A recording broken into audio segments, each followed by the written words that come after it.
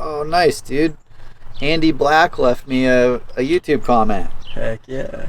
He says exactly, the business that can pay the most per customer will hoover them all up. And that's the truth. That's something I've been explaining every day to people is everybody wants to try to get leads for as little as they can. They want to get jobs for as little as they can. And it sounds nice, if it, in a perfect world that would be the case, but when you're in a competition with other companies, whichever company can afford to spend the most to acquire a customer is going to be able to get the most customers. Like, it makes sense. It's supply and demand. If you were going to the store to buy bread and it worked on a bidding system and the guy next to you was willing to spend twice as much as you, do you think he's going to get more bread than you? Of course he is. And that's how online advertising, that's how all advertising works. Whoever can spend the most to acquire a customer will be able to acquire the most customers.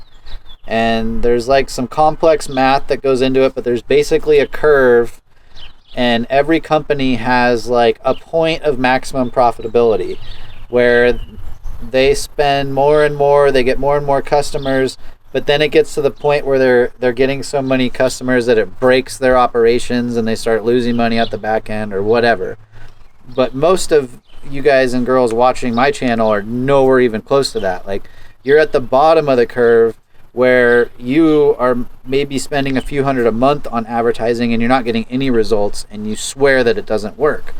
Well, here's the deal. Like, if you're a remodeling contractor and you're spending $500 a month on advertising, you're probably not going to get anywhere if you have any kind of competition, because that big remodeling company, the regional one, they're able to spend $5,000 to acquire a customer. And so imagine how many leads that is. Like, that's probably 20 leads to close a really high-end kitchen.